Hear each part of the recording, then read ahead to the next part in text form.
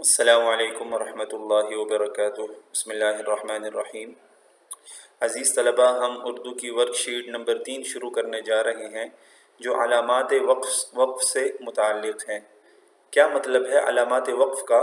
یعنی وقف کی علامات۔ جب آپ اردو بولتے ہیں یا کوئی بھی زبان بولتے ہیں تو جگہ جگہ آپ وقف کرتے ہیں، یعنی ٹھہرتے ہیں۔ تو اب اس ورک شیٹ میں آپ کو یہ بتایا جائے گا کہ کہاں پر آپ نے ٹھہرنا ہے اور ٹھہرنے کی کیا کیا علامات ہیں، وقف کی علامات کون کون سی ہیں، ٹھیک ہے؟ تو آئیے ہم شروع کرتے ہیں۔ دوسری زبانوں کی طرح اردو میں بھی علامات وقف کو بڑی اہمیت حاصل ہے، ٹھیک ہے؟ جیسے دوسری زبانوں میں وقف کی علامات ہوتی ہیں، اسی طرح اردو میں بھی ہیں۔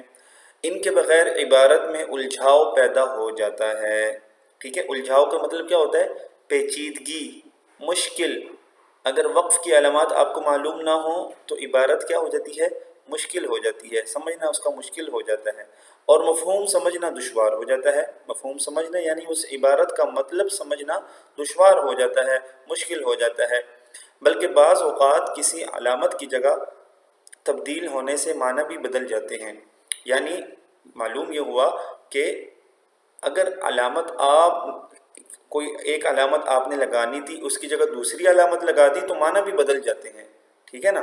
تو معلوم ہوا کہ علامات سے کیا ہوتا ہے، معنی بھی سمجھ میں آتے ہیں، معنی بھی بدلتے ہیں۔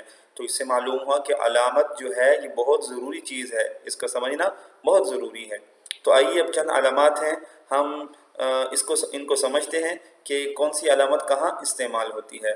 نمبر 1، جہاں سے جملہ شروع ہو وہاں یہ نشان لگاتے ہیں، ٹھیک؟ یہ آپ کو نشان نظر آ رہا ہے نا، یہ کوما ٹائپ جو ہے، ٹھیک ہے؟ انورٹڈ، انگلش میں اس کو کہتے ہیں انورٹڈ کوما، ٹھیک ہے؟ تو یہ نشان لگاتے ہیں، جہاں سے جملہ شروع ہو وہاں یہ نشان لگاتے ہیں، اور جہاں ختم ہو وہاں پر یہ نشان لگاتے ہیں، ٹھیک ہے؟ ان کو واوین یا علامت اقتباس کہتے ہیں۔ دو نام ہیں اس کا، واوین، ٹھیک ہے؟ یعنی یہ واو کی طرح ہے، تو یہ دو واو ہیں، واوین، دو واو کو کہتے ہیں، تو نام اس کا پڑ گیا واوین، یا اس کا دوسرا نام ہے علامت اقتباس۔ انگلش میں اس کو کہتے ہیں انورٹڈ کاماس۔ جہاں جملہ شروع ہو تو یہ نشان لگتا ہے، اور جہاں ختم ہو تو یہ نشان لگتا ہے، ٹھیک ہے؟ یہ آپ نے یاد رکھنا ہے آپ نے۔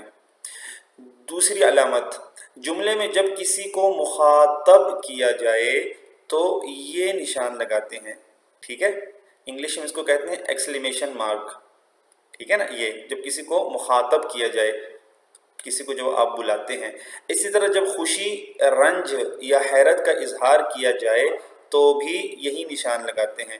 کوئی خوشی میں کوئی کہتا ہے، کوئی لفظ بولتا ہے، یا حیرت میں یا رنج اور تکلیف میں، تب بھی یہ ایکسکلیمیشن مارک یوز کرتا ہے۔